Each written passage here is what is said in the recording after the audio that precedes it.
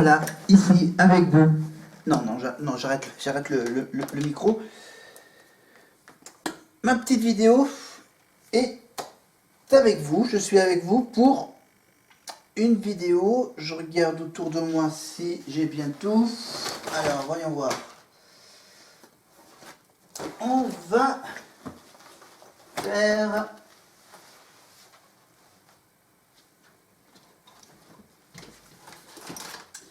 Voilà, le temps que je retrouve mes 2-3 petits bouquins. Voilà, l'histoire et les mots. Voilà, pour vous proposer un premier choix. Alors, ah si, il y a quand même un index. Alors, un index... Alors, l'index... Ah ouais, d'accord. D'accord, alors, on va commencer d'abord par vous parler d'un mot.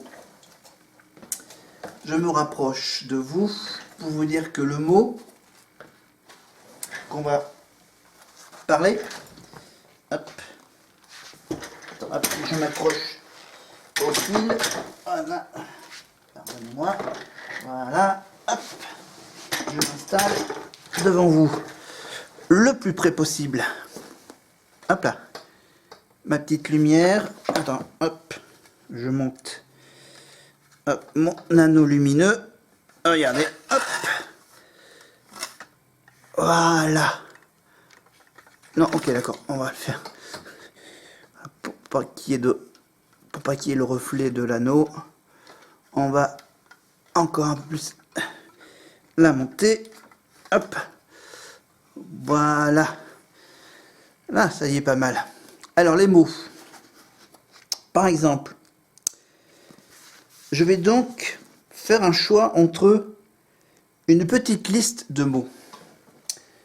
Je vais choisir entre le mot bashing, big data, burnout, cougar, radicalisé, chikungunya, émoticône, hipster, selfie ou ubérisation.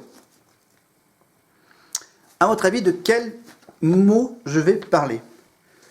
Voilà, des mots qui ont changé nos vies, évidemment. En attendant que le mot arrive, on va venir parler d'histoire. Alors, parlons d'histoire. Histoire de France, donc. On va parler... Ah. Alors, du coup, je cherche mon idée qui est... On le fait en direct. Alors...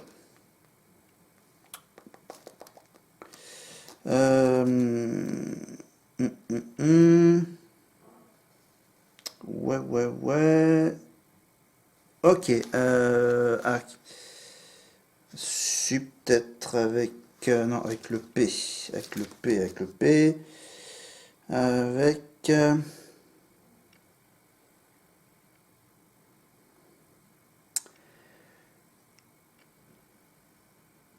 Ok.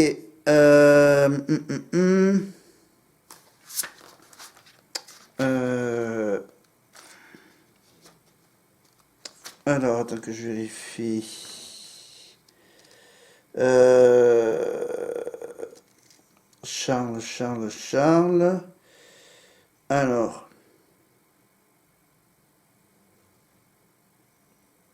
Ok, attends, je cherche... Ah, j'ai une idée. Alors, est-ce que l'idée... Ouais. On va parler parti communiste. On va parler politique, un tout petit peu de politique, avec le Parti communiste français. Le Parti communiste français, je me mets debout, pour vous parler du Parti communiste français.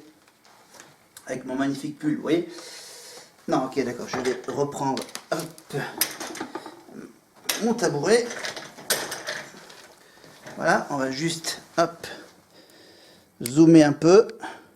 Zoom. Alors, est-ce qu'on va rester ici? Alors, du coup, est-ce que si je me mets là, ça va un peu mieux? Voilà.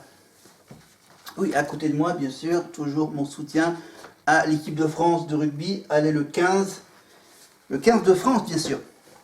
Mais on va parler communiste. Donc, drapeau français, hein, oui, parce que vous voyez pas trop le bleu il est là, hein, voilà, même si, hop là, je l'ai fait comme ça. Alors, Parti communiste, alors là j'ai 1, 2, 3, 4, 5 pages. Alors, j'ai 322, 323. Alors, 322, 323. Ok. Ensuite, j'ai là 330. Page 330. Il est là. Ok. Ou sinon, j'ai 347. Non, 347, 348. D'accord. Alors, on va faire...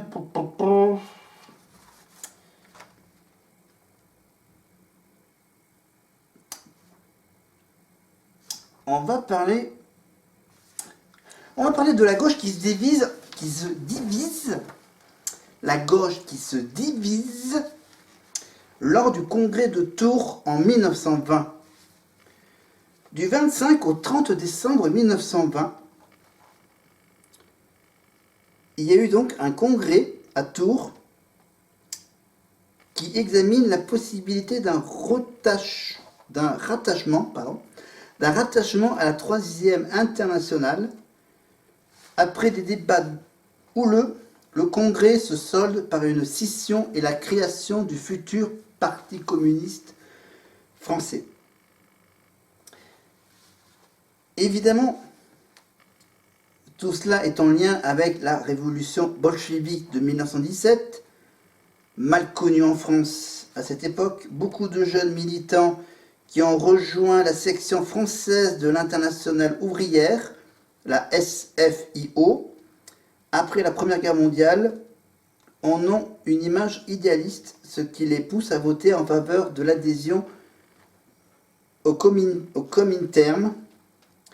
Ils y sont également encouragés par le député Marcel Cachin et le secrétaire de la SFIO, Ludovic Oscar Frossard, qui, à l'été 1920, sont revenus enthousiastes d'un voyage en Russie. Au contraire de grandes figures du socialisme français, au premier rang desquels Paul Faure et Léon Blum, mettent en garde contre ce ralliement. Le second, Léon Blum, appelle ainsi à rester fidèle à la SFIO et à sa tradition réformiste. Selon lui, les avancées sociales ne doivent pas être réalisées par le recours à la révolution et à la violence, mais dans le cadre démocratique de la République. J'espère que ce premier paragraphe est intéressant. Bon, ok, donc on revient à l'introduction, en fait. En fait, la Troisième Internationale, aussi appelée Internationale communiste ou Comintern. Voilà, d'où ce que j'avais dit tout à l'heure, le Comintern, dans un premier temps. Donc c'est l'Internationale communiste. A été fondée par Lénine en 1919. C'est une association qui regroupe les partis communistes des différents pays qui a pour but de favoriser la révolution mondiale. Y adhérer signifie accepter les 21 conditions fixées par Lénine, parmi lesquelles l'obéissance aux directives élaborées par Moscou et l'organisation quasi militaire du parti. Écoutez cette petite phrase de Léon Blum. Je cite Léon Blum, 1920. « Nous sommes convaincus jusqu'au fond de nous-mêmes que pendant que vous iriez courir l'aventure, il faut que quelqu'un reste garder la vieille maison. Malgré tout, restons des frères qu'aura séparé une querelle cruelle mais une querelle de famille et qu'un foyer commun pourra encore réunir. Finir ce long résumé par la rupture entre révolutionnaires et réformistes. Le 29 décembre 1920, les 3/4 des délégués votent le ralliement au Comintern. Selon les conditions fixées par Lénine, le parti se divise alors. La minorité réformiste demeure au sein de la SFIO, tandis que les majorités révolutionnaires font de la section française de l'Internationale communiste SFIC. Futur Parti communiste français, PCF, que tout le monde connaît maintenant. Cette rupture structure la vie politique française pendant tout le XXe siècle.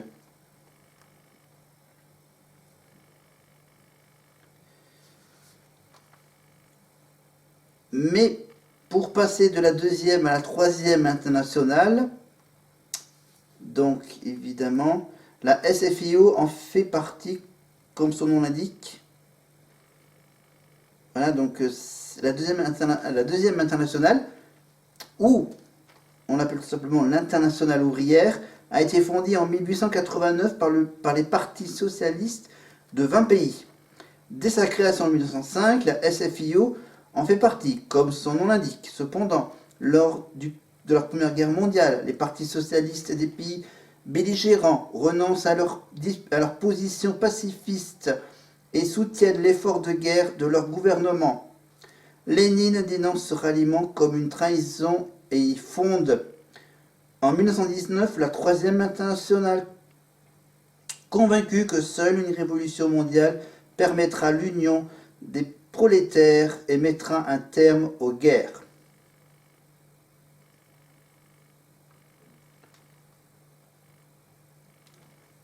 Voilà, en fait, la gauche française, alors on va faire une toute petite chronologie de la gauche française qui part du congrès de Tours jusqu'à l'élection de François Mitterrand.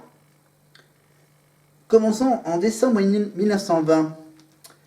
Décembre 1920, congrès de Tours et cette fameuse division de la gauche entre le SFIO et le SFIC. Février 1934, défilé en commun de la gauche contre le péril fasciste. Juillet 1935, programme commun des communistes, des socialistes et des radicaux autour du slogan « Le pain, la paix, la liberté ». Mai 1936, victoire de la coalition du Front populaire. Les communistes soutiennent le gouvernement de Léon Blum sans y participer. 1946, le tripartisme, la coalition, donc le tripartisme, donc c'est la coalition de la SFIO, du PCF, du Parti communiste français qu'on connaît bien sûr, et du MRP, le mouvement républicain populaire. 1947, les députés communistes sont exclus du gouvernement du socialiste Paul Ramadier. Donc, la fin du tripartisme. 1972, j'y vais un peu vite. 1972, programme commun de la gauche. Et bien sûr, 1981, mai 1981, victoire à l'élection présidentielle du socialiste François Mitterrand, soutenu par les communistes qui participent à 2 gouvernements de M. Pierre Mauroy.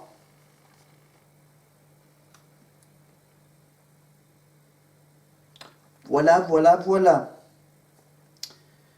Donc attends, 323, j'avais quoi comme d'autres pages? J'avais quoi comme autre page? 330, 347, attends, 330. Par rapport à la chronologie que j'avais donnée, c'était quoi, 36? Ah oui, mai 1936, ouais, le Front populaire qui remporte les élections législatives. Voilà, même si, voilà, là c'était... On va faire tout le chapitre PCF de ce magnifique bouquin Becherel, l'histoire de la France. Voilà, le Front populaire qui remporte les élections législatives, donc un peu d'histoire. Maintenant, on passe en mai 1936. Le 3 mai 1936, la coalition du Front populaire, la coalition par les radicaux, les socialistes et les communistes, ces derniers soutiennent le gouvernement de Léon Blum sans toutefois y participer. De grandes réformes sont attendues. Écoutez cette histoire. Le rapprochement des partis de gauche a été initié en 1934. Il découle de la réaction spontanée face aux émeutes du 6 février 1934. Ouais, je descends peut-être un peu. Hop, la chaise. Voilà. Voilà, ça me fait un peu bon. On va essayer de faire la deuxième partie à hauteur moyenne. Hop, voilà. Ah, un peu mieux. Alors, il découle de la réaction spontanée face aux émeutes du 6 février 1934, mais aussi du changement de ligne directrice du PCF ordonné par Moscou. Afin de lutter contre le fascisme, en mai 1936, la victoire électorale du Front populaire suscite de grands espoirs parmi les ouvriers. De vastes mouvements sociaux, souvent marqués par des occupations d'usines, débutent. Les grévistes revendiquent de meilleures conditions de vie et de travail. Alors, à l'initiative du gouvernement de Léon Blum, les accords de Matignon sont signés le 7 juin 1936. En échange de la reprise du travail, les salariés sont augmentés et des délégués du personnel sont instaurés dans les entreprises de façon à garantir les droits des travailleurs. Puis, pendant l'été, 2 lois sociales sont votées. Le temps de travail hebdomadaire est réduit de 48 à 40 heures. Là, on est en 35 heures. Et 2 semaines de congés payés annuels sont octroyées dans les années 30. Fin des années 30. Mais le Front populaire se heurte à des difficultés d'ordre économique. L'inflation, comme par hasard, l'inflation ronge l'augmentation salariale. Et diplomatiquement, bien sûr, dans le contexte de la guerre d'Espagne. Malgré des aménagements, cette expérience prend fin en 1938. Et vous me dites, dis donc, est-ce que tu peux nous parler de Léon Blum? Eh bien, je vais vous parler de Léon Blum, du coup. Léon Blum, un intellectuel dreyfusard, entre en politique pendant la Première Guerre mondiale. Léon Blum est l'un des principaux leaders de la SFIO, dont il refuse l'adhésion à la Troisième Internationale en 1920. Mais dis donc, qu'est-ce qu'il a fait en 1936? En 1936, il devient le premier président du Conseil socialiste. Son action est largement dénoncée par la droite. Et il est lui-même victime de nombreuses attaques antisémites. En 1940, il a fait quoi? En 40? Ben, il est emprisonné par l'État français. Jugé à Rion. À Rion? Non, pas Rion, à Rios-Montagne. Non. Rion-Puy-de-Dôme, peut-être. En 1942, livré aux Allemands. Ah oui, il a été déporté même jusqu'à Buchenwald, B-U-C-H-E-N-W-A-L-D. Libéré en 1945, il devient en décembre 1946 le dernier chef du gouvernement provisoire de la République française. Et ça, c'est une autre histoire, bien sûr. Mais on vous rappelle que les congés payés, c'est le gouvernement du Front populaire qui engage une politique ambitieuse pour permettre au plus grand nombre d'accéder à la culture et aux vacances, grâce notamment à des billets de train à prix réduit. C'était une époque, hein, le tarif des trains à prix réduit. Néanmoins, nombreux sont ceux qui restent dans leur région et qui partent plutôt à vélo. Et vous me dites, il doit y avoir un lien entre le Front populaire et la guerre d'Espagne. Eh ben, je vais vous en parler, de ce Front populaire et de la guerre d'Espagne. Parce que, suite au coup d'État mené par le général Francisco Franco le 18 juillet 1936, une guerre civile éclate en Espagne. Elle oppose les républicains, dont la coalition du Frente Popular a remporté les élections législatives en janvier 1936, aux nationalistes qui prônent la mise en place d'un régime autoritaire traditionnaliste. Très vite, le conflit s'internationalise. Adolf Hitler et Benito Mussolini, les méchants, apportent leur concours à Franco. Tandis que les républicains cherchent l'appui de l'URSS et des démocraties occidentales. Cette question divise le Front populaire français. Alors que les communistes réclament des canons, des avions pour l'Espagne,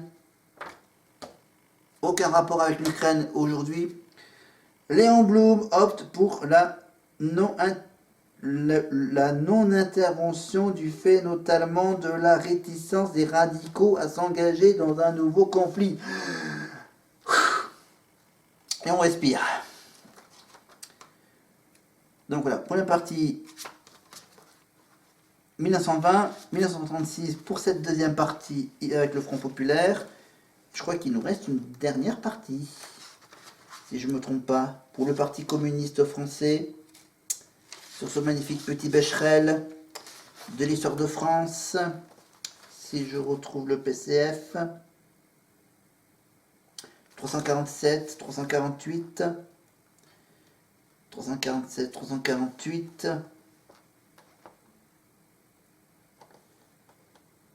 Alors là, on est... Attends, est-ce que ça parle de... Ouais. Bon, écoute, on va conclure.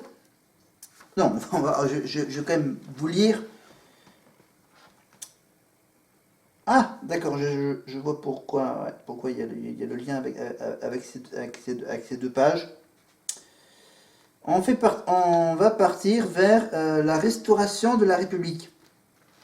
En commençant par parler de la fin de la Troisième République. La fin de la Troisième République, en fait,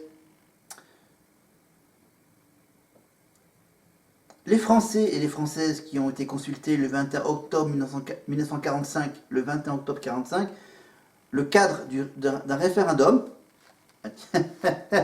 comme par hasard, 1945, référendum avec les Français et les Françaises qui ont obtenu le droit de vote en avril 1944, je dis bien sûr les femmes françaises, rejette à 96,4% la Troisième République, discréditée par son impuissance face à la crise économique des années 30.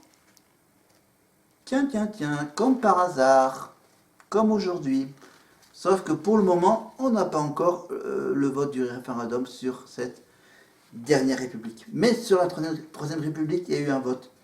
96,4% ont discrédité son impuissance face à la crise économique des années 30.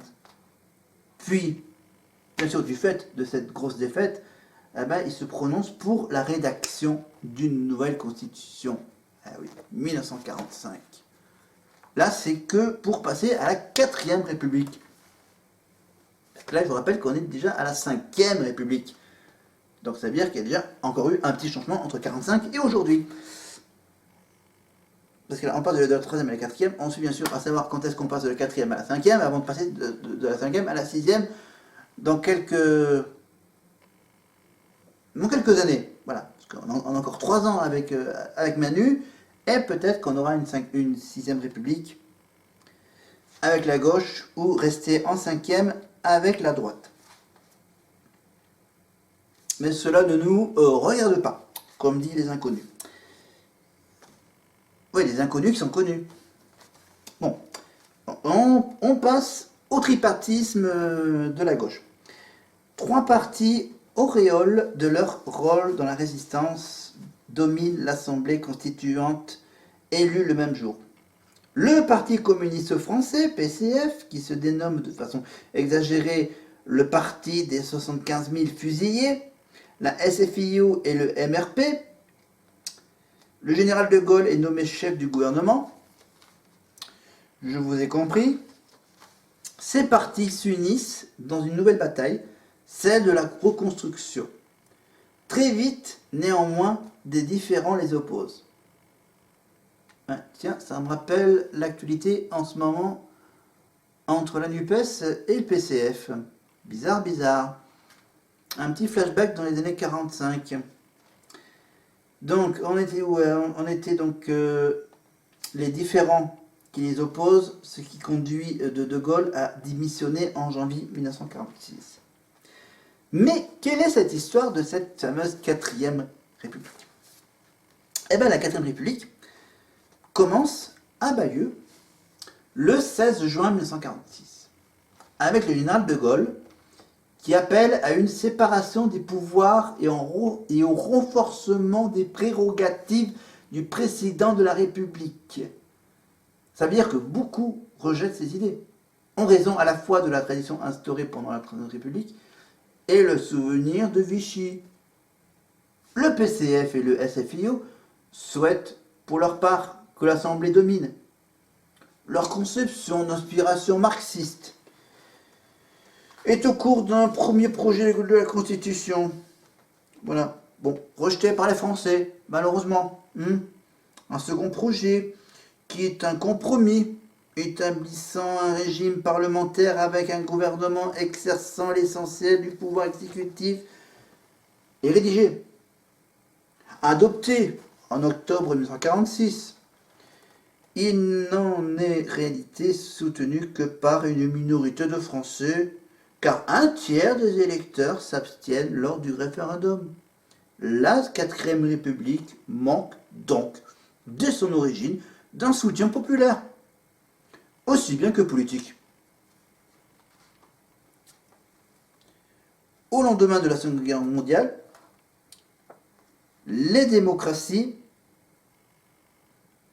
évoluent en Europe.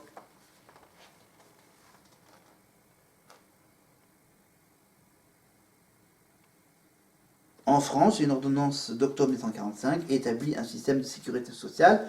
En outre, la protection sociale, le droit au travail et la solidarité sont inscrites dans le préambule de la Constitution de la 4e République. Et puis voilà, bam, ah, c'était la grande page de l'histoire du PCF, d'après ce magnifique Becherel, l'histoire de France. Édition Attier, la fameuse chronologie de la France, le récit des événements fondateurs de l'histoire de la France, des origines à nos jours. Évidemment, bien sûr, dans le Becherel, il existe encore d'autres versions chronologiques sur la littérature, l'art, la philosophie, le contemporain, les religions et la science. Mais moi, ce qui m'intéresse, c'est l'histoire de la France, donc avec ce fameux Becherel.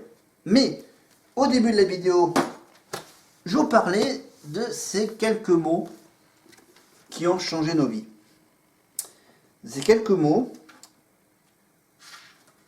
je vais vous dire que les quelques mots, je vous les rappelle, c'est des mots de 2010, de ces dernières années.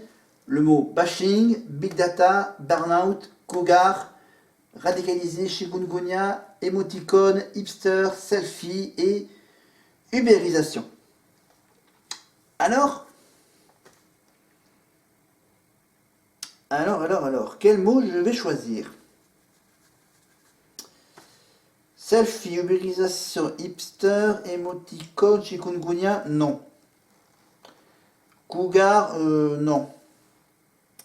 Burnout, big data, bashing. On va faire... Alors, normalement, il faut que je la retrouve, le mot. Hop. Si la page est exacte. C'est le mot on va parler de radicaliser. Radicaliser. Alors, c'est notre cher ami Alain Rey qui nous explique dans ce bouquin ce que signifie le mot radicaliser. Alors, de la longue et riche histoire du radicalisme politique en France, je fais une vidéo très politique, hein. De la longue et riche histoire du radicalisme politique en France, on peut retenir ceci. Une doctrine soucieuse de transformer la société de manière radicale et acceptant, selon la formule de Clémenceau, la Révolution française comme un bloc, a fini par élaborer un modèle de compromis et de réseau. Un jeune Français qui se serait radicalisé dans les premières décennies du XXe siècle aurait ainsi organisé sa future carrière afin d'atteindre une confortable situation de sénateur-maire et de se mettre à l'abri des influences religieuses tout juste bonnes pour les femmes et de favoriser le petit commerce.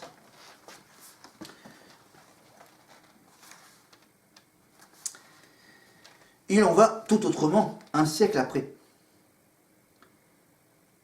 Se radicaliser, c'est se réorienter de fond en comble.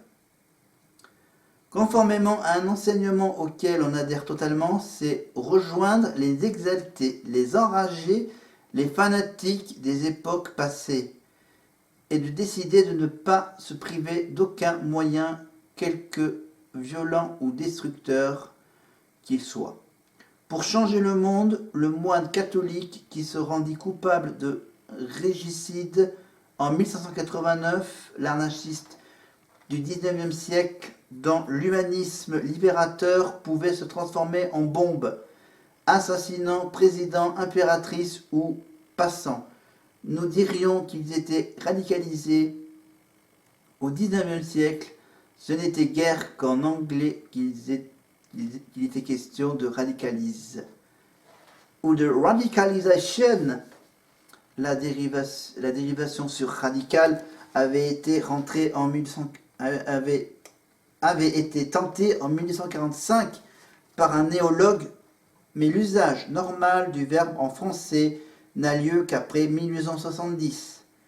Et radicalisation n'apparaît qu'au début du XXe siècle. Encore considéré comme un mot des États-Unis en 1923. Une diffusion massive de ces mots correspond aux emplois spéciaux de l'adjectif. Par exemple, dans l'expression islam radical, alors mise en rapport abusivement avec l'action terroriste. En effet, au début des années 2000, ce sont les radicalisations orientées vers le terrorisme politique et religieux qui alarment. Et pour cause. La variété des causes géopolitiques, sociales qui les nourrissent, la multiplicité des canaux offerts par la communication contemporaine qui permettent la diffusion des endoctrinements et des recrutements, l'horreur des carnages du terrorisme n'ont cependant plus de rapport avec les racines des croyances. Donc là, c'est un peu l'histoire un peu... En passant du pronominal se radicaliser, on fait un peu d'orthographe, on fait un peu de français littéraire, les origines grammaticales de ce mot radicaliser. En passant du pronominal se radicaliser, qui pourrait renvoyer à une spontanéité, à un transitif ou au participe passé correspondant, le verbe acquiert un dynamisme redoutable en posant que le processus qu'il désigne aboutit à l'attentat terroriste. On dénonce un danger et on pose du même coup la nécessité de l'écarter. Ainsi sont nées les notions de déradicaliser ou de déradicalisation. analogue à des composés antérieurs. Quant aux procédés concrets destinés à se faire d'adolescents enragés de placides moutons, on admettra qu'après avoir créé des mots pour en parler, m'aide en rien pour les rendre efficaces. Ouah, un gros bourrage de tête. Voilà, c'est tout ce qu'a écrit Alain Rey. Donc, c'est raconté par Alain Rey. Évidemment, ça fait partie donc le mot radicalisation des 200 drôles de mots qui ont changé nos vies depuis 50 ans. Là, c'est un des mots des années 2000 que je vous ai proposé de raconter en entier dans ce bouquin, dans ces deux bouquins, chronologie et historique, chronologique, historique et littéraire. Là-dessus, il n'y a pas de doute.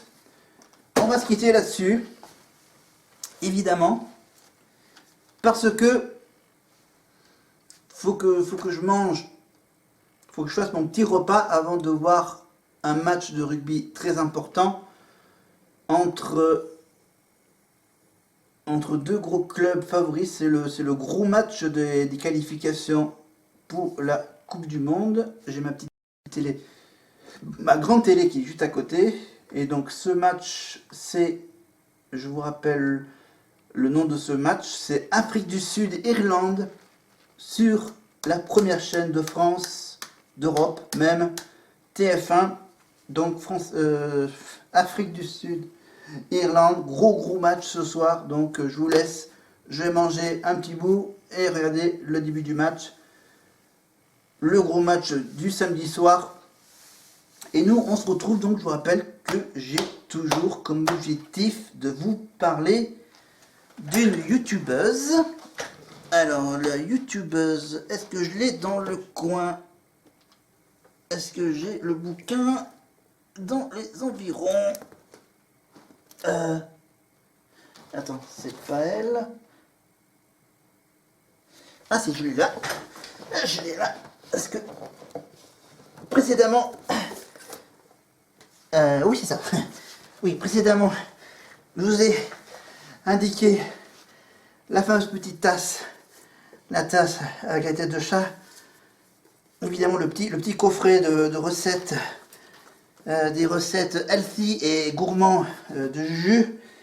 Mais à part ça, il y a toujours son deuxième bouquin. Enfin, son dernier bouquin pour le moment. Sans filtre, Juju Fit Cat. Quand on la retrouvera cet automne. Pour la fin de l'année, on la retrouvera donc normalement, ça doit être tous les mardis soirs sur M6 en deuxième partie de soirée pour la France. La France a un incroyable talent, ça continue. Ça sera donc juste après chaque épisode de ce casting. Avec, je vous rappelle, dans le casting, il y a Hélène Ségara, Marianne James, Eric Antoine. Les retrouvailles entre Eric Antoine et Juju Fit Cat après les traites, ça va être pas mal. Et le Québécois, évidemment, le Québécois, qui remplace un Québécois. Ah bref, je ressortirai son nom quand je parlerai de cette fameuse émission. Et je vais peut-être, bien sûr, je vais parler du Juju Fit Cat. Voilà, de tout ce qu'elle a fait cette année. Elle a fait pas mal de trucs. Elle a fait Fort Boyard, Les Traîtres, le grand quiz, le grand concours, voilà, avec Thibaut. Évidemment, comme je fais pas de muscu, voilà, j'ai pas acheté de trucs Thibaut Shape, mais voilà, j'ai juste acheté deux petits trucs en rapport avec Juju Fit Cat. Évidemment, et je regarde à peu près tout ce qu'elle fait comme passage télé, évidemment. Et donc, je vais préparer ça, et je vais préparer un peu mon analyse. Je vais donc analyser, donner mon classement des vidéos de Juju Fit Cat que j'adore. Voilà, je vais faire, comment dire, on verra, je verrai. Voilà, faut d'abord que je... Parce que oui, bon, Voilà, on parlera évidemment de quelques-unes de ses vidéos et parler également de sa petite carrière de chanteuse aussi. Voilà, de ses deux clips de chansons. Voilà, une chanson drôle, voilà, une chanson drôle qu'elle a fait évidemment sur Thibaut. Et une chanson bien sûr belle au naturel. Voilà, donc carrière de chanteuse, carrière de youtubeuse. Et peut-être maintenant ses débuts en télévision en tant qu'animatrice. Animatrice, voilà, c'est un bon petit début pour Juju.